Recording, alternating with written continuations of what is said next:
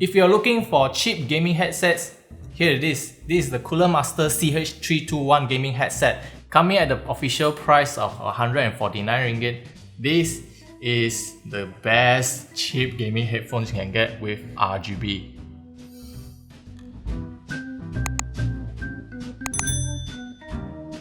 The CH321 comes in the standard Cooler Master packaging, where of course once you unbox, what you get is the headset and the user manual itself. No other accessory is included, but that's fine with us since it works out of the box. The CH321 employs a metal frame design where it is using this suspending headband to fit onto your head. While this design is very flexible that can fit onto different head sizes, however, this can also be a limiting factor for those who has larger head than they can fit over inside here. And of course, other than that, for those gamers with fairly small heads or female gamers, they will feel that because of this soft clamping force, they might feel that this headphone is not really sitting well onto their head, especially when you look at the back of this headphone. Because of these excessively big ear cups, sound leaks might happen because I can even put a finger into my back of this here through this opening head. It's because everyone has different curvature behind the skull over here, so it depends. Now, speaking of the ear cups, the padding is relatively soft, not to a point that I would say very soft, but since it's bounced back fairly quickly, definitely it is not a memory foam, and it is covered with PU leathers, including the headband itself, so it is not breathable. So for long hours of gaming, you might still need to take it off now and then to prevent sweating. Now, going around the headset, we can see the microphone on the left ear cup is permanently attached to it, and they have this flexible wire to it so that you can adjust it on the fly, and there's a red LED on it to indicate the microphone is turned on. Unfortunately, there's no physical mute button on the headset for you to turn it off, so you might want to resort to software muting on this one. The only control you can find on this headset is the volume wheel at the back of the left ear cup. Well, the volume control on the headset is separated from your PC, so you might need to fix your PC's volume before setting this volume wheel on the headset. Now, as for the cable, first of all, it is not braided, but it is fairly thick, and from the looks of it, it is very durable. It reminds me of those days when we have those cheap gaming headphones in the cyber cafe, which can withstand different users and multiple years of abuse. So I believe from this material, it seems like it's kind of durable. So for the price, I think this is a very good choice to make apart from braided. Now, here comes the connectivity of the CH321. As you can see here, it uses a USB interface. That means that they have a built-in DAC right inside either the earphones or the connector over here. But anyhow, that means that you can only use this on your PC, or as they have stated over here, they support Xbox One S and as well as PS4. But the thing is, what if you have your own DAC you want to use?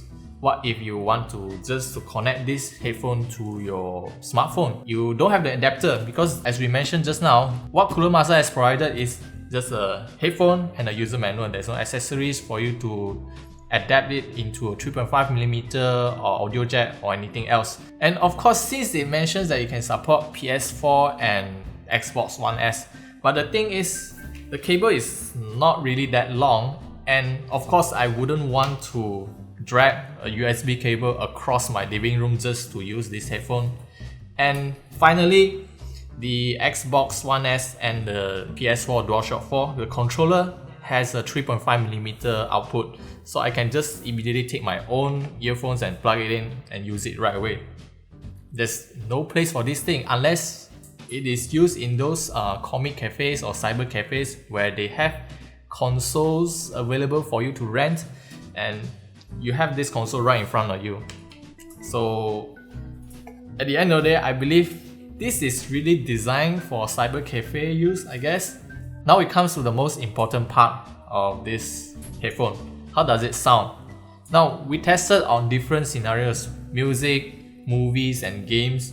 Of course, game is most important considering it's a gaming headphone. Now, for music, It sounds pretty flat, but of course you will notice that the bass boosted quite a bit, and especially when you have vocals in it, you will start to notice that the mid-low range and the vocals has some sort of resonance in it. It is kind of obvious that because of the excessive bass boost is causing this problem. For gaming wise, it sounds pretty alright for this, especially when you're playing those AAA titles with cinematic soundtracks.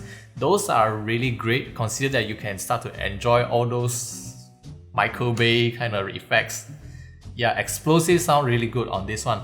But for esports titles, it still works fine, just that some of those minor details like footsteps and weapon noises, it kind of muffles up because of that excessive bass boost. Now as for the microphone, this microphone is surprisingly good. Consider that a microphone of this caliber and it sounds really clear and it separates the surrounding noise very efficiently. So that is what makes this 149 ringgit gaming headset one of the cheapest headset you can buy with good microphones. And this is how the microphone sounds like on the Cooler Master CH321 gaming headset. The vocal is very clear, which is a crucial point for team communication. Of course, we cannot compare these headsets, the microphones, noise isolation with those higher ends and more expensive microphones. They have better quality over that. But remember, this is 149 ringgit headset.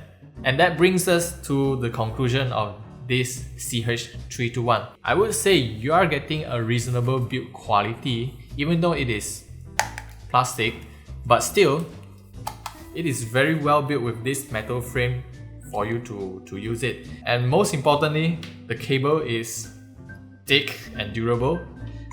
And of course, we would prefer if they opted for a 3.5mm combo jack or separate jack for the mic and audio. I think that will bring the cost down. Of course, if you're trying to look for a gaming headset with RGB, this is probably one for you to choose. Now at the price of 149 ringgit, of course, there are plenty of other cheaper headphones available out in the market. But for us, I believe that Cooler Master could have done something better with this one. For example, ditch the USB connectivity and use a 3.5mm audio jack instead.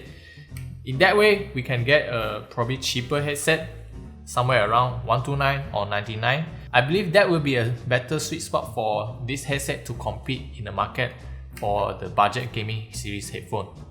So what do you guys think of the Cooler Master CH321 headset?